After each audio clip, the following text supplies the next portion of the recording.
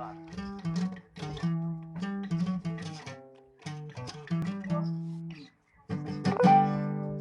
ตอนเจ้ามาบอกว่าน้องบ่มีไผปิดล็อกกุญแจหัวใจแสกมาหาอายด้วยความสงสาร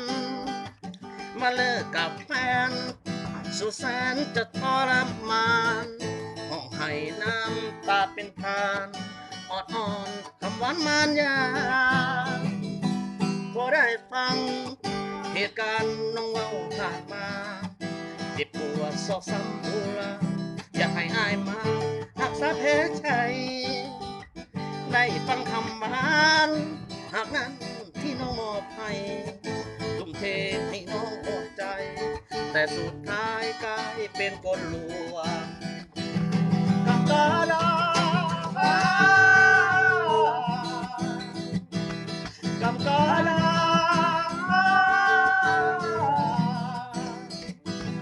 กำกาดา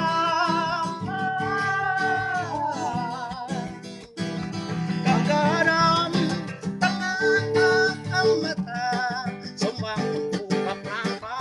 เราพัดกันมาจนเป็นตำนานแต่ในความจริง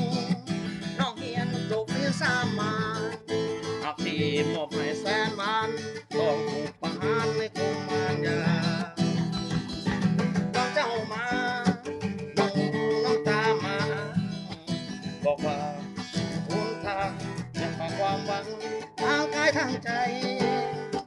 ลงเสือคำบานหากนั้นเลยกลายเป็นไฟต้องมามองให้เจ็บหัวใจของประชาชนกำกาดากำกาดา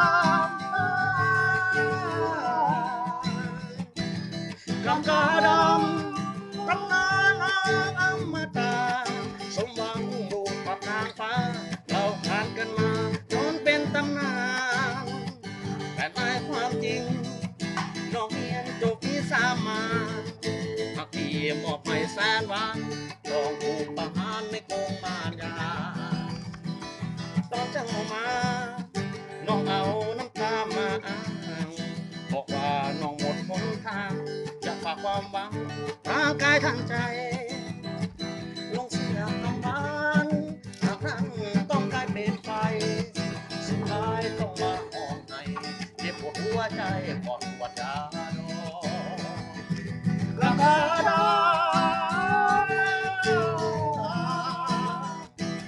กำกาดา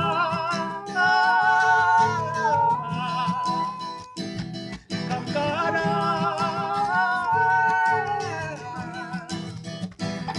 กำกาดากำนานกำมาตากำกาดากำนานกำมาตากำกาดากำนานกำมาตากำกาดากำนานกำมาตาอาจารย์ต้องนะว่าจะเป็นทั้งอาจารย์มือคีย์บอร์ดไปเด้ออาจารย์มือกีตาร์ไปเด้อเนาะต้องนะเสียโลคนนี้